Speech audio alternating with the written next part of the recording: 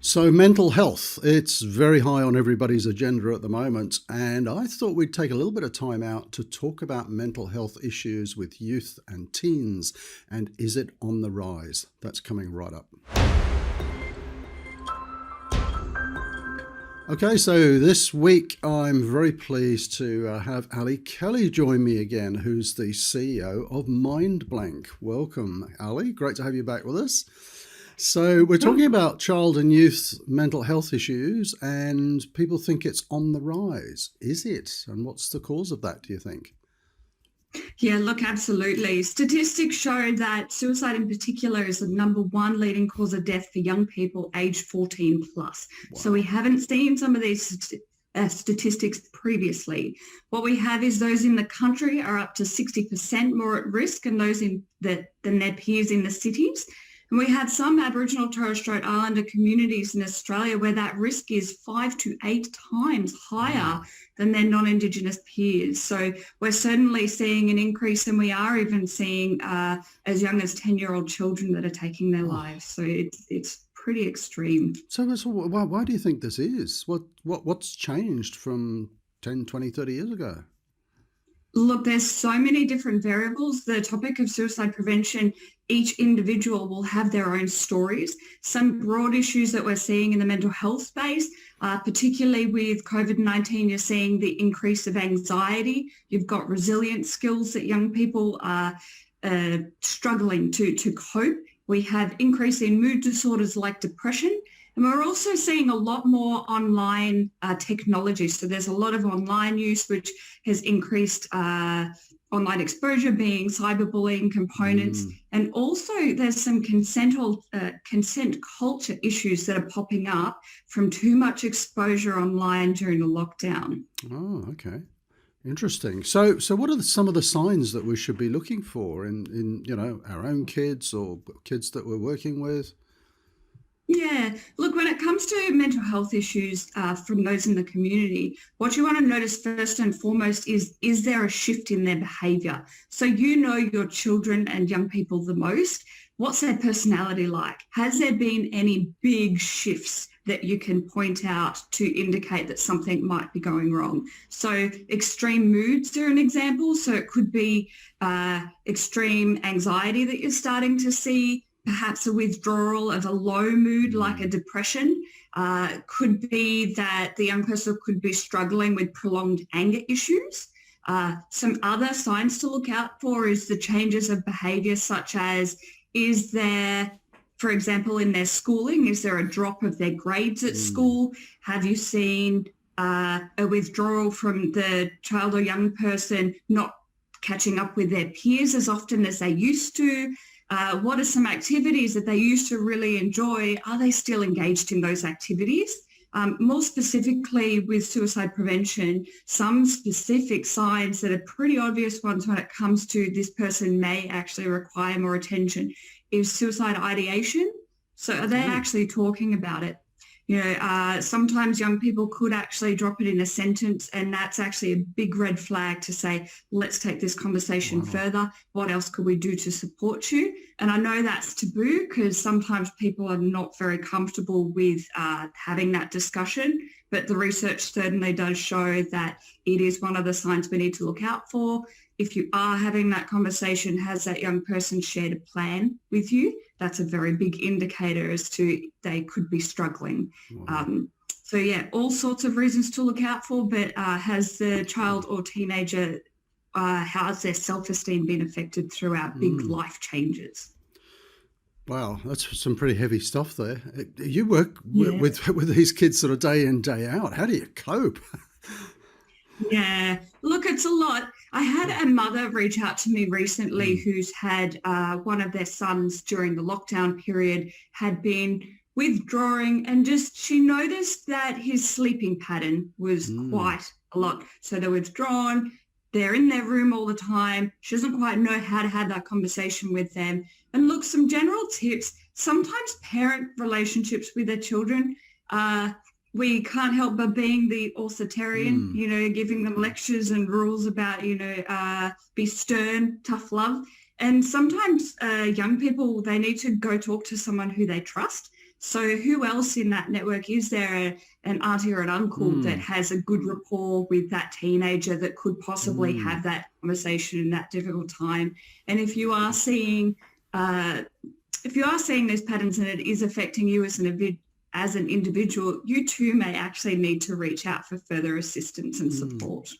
It's interesting. I mean, we're talking about children and young people, and I'm just thinking as you're speaking there, I mean, this would probably apply to older people as well, in the maybe early 20s who are at university and, with lockdowns and things like that, studying at home. Are you seeing similar issues there and similar kind of signs? Yeah, it's interesting. The statistics when it comes to suicide in community in Australia, age 14 plus, 14 to 40 is what we're actually seeing. So there has been an increase for young people within their 20s to 30s, which is really interesting that we're seeing that happen. And part of the explanation for that could actually be, university may not be the only key. And as some of these students have finished studying, they could be finding it hard to put their foot in the door in this career progression. And because of job uncertainty, and we're certainly seeing different times for young people in their 20s to 30s, house investments, can they afford the same opportunities as everyone else? So they're certainly feeling it tough, which can impact their mental health. And definitely some of these steps that I've talked to you about, early intervention, spot the signs, share that you're concerned, reach out and seek help to a mental health professional. It's the same as to whether you saw that as a child, as a young person, or even if it's to young adults within your community. So you've kind of got to my next question there, which is, if we see the signs, what do we do about it? Are there any other things there any other tips that you could share? So maybe ask if they want help, reach out to health professionals. I guess my tip, the very, very first step is if you're worried, share that you're concerned. Actually intervene by advocating that the GP is a great place to start. Okay. If you go to your GP, they can help support that conversation. And the Australian healthcare system, there is the mental health plan. So there's different services depending on age cohorts.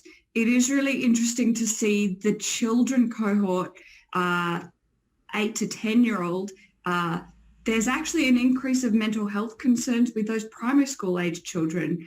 And when it comes to services that are available, Headspace seems to be the go-to option for younger people, but that starts at age 12. So your local GP will actually tell you what services are available for the individuals that are there, but there just may be different services available, and there certainly is a bit of a gap with the 8 to 12-year-old children there. Yeah, okay. We might put some links to resources down below, and of course Ali and I are based in Australia, so if you're watching this and you know of other resources in your own country, maybe you could add those down in the comments as well. Again, just while you're sort of talking through there and coming back maybe to the sort of young adults rather than children, I guess there could be additional issues there where maybe families are separated due to lockdowns and things, and they might be feeling very remote. I mean, I'm trying to think of a scenario here. Maybe, as a young person is away at college or something and feeling very isolated. Are you seeing those sorts of issues as well, where maybe, family groups are a bit split up? Yeah, look, Mindblank as an organisation, we work alongside the health district. So I am actually seeing some concerns that are popping up in terms of there are individuals that are seeking help and they are ending up getting that mental health support. But we are seeing some services really, really maxed out. And a age cohort group that could be at risk within that young people demographic, young adults, is some of the international students during this time. Because we have border closures, there's some that are still studying here that have been cut off their regular visits to home, and they may not be able to tap into the same services that Australian residents have here. There are fantastic services to help support COLD, multicultural, cultural, linguistic and diverse students. However, during this COVID time, it's just something to consider.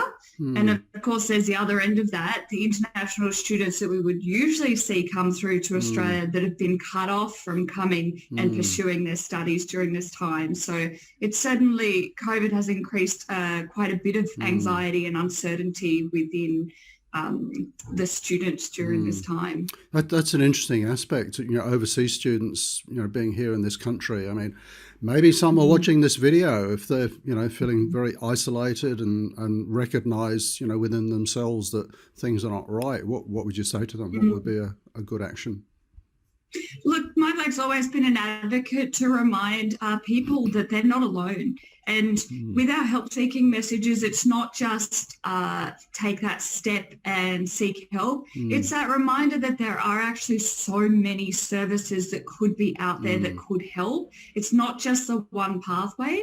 What we tend to find is it's a huge step to be brave enough to have the courage to actually admit, I need help. And sometimes if we seek help to the first person, they may not be that helpful, and it's a reminder that we're all individuals and we're all skilled with different skills. So that person may not know how to help you. So it's that reminder of resilience, that there is always hope, that there is always help out there, but you do have to keep trying.